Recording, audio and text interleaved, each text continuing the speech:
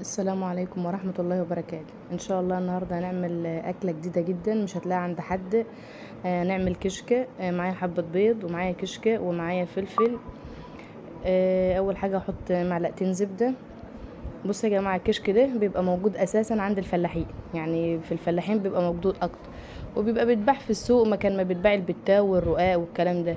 بجد يا جماعة ده اكلة جميلة جدا جدا جدا جدا، يعني اللي ما جربهاش حقيقي فاته كتير.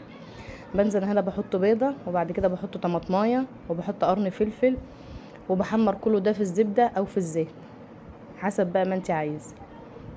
والكشك طبعا بيبقى 5 حبات من الكشك ببقى مخمراهم في ميه، ولما احس ان هم اضطروا كده ببدا اصفيهم من الميه وبضيفهم على المكونات اللي انا حطيتها دي.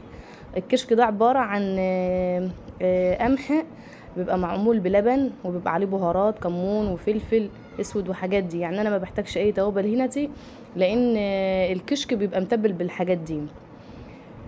ده كشك فلاحي يا جماعه، اكله سهله سريعه اقتصاديه جميله، يعني فيها كل حاجة مفيدة، ما بتاخدش وقت، اخرها دقيقة واحدة بس على النار. ده فعلا يا جماعة كنز في البيت والله، فاللي مش عنده حاجة زي كده يسأل عنها ويجيبها. دي رشة كمون بسيطة انا حطيتها، حقيقي يا جماعة يا جماعة طعمها روعة، طعمها جميل جميل جميل ومنقذة جدا. تعملي بقى جنبها بطاطس محمرة، تحطي جنبها جبنة اي حاجة. وهو يا جماعة انا كنت عملت قبل كده معاكم الكشك ده بالكوارع، شايفين عامله ازاي، عامل ازاي شكله، عامل ازاي. اسألوا عنه عند الفلاحين، وبيتباع في السواقة، هو موجود في مصر عامة، بيتباع في اي مكان، مكان ما بيبيعوا الرقاق والبتاو والعيش والحاجات دي هتلاقوا الكشك ده برضه. بجد يا جماعة طعمه جميل قوي. اتمنى يا رب اللي ما اشتركش في القناة يشترك فيها.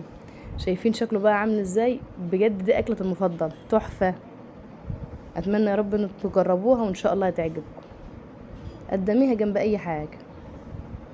لايك وشير وسبسكرايب. دمتم بخير والسلام عليكم ورحمة الله.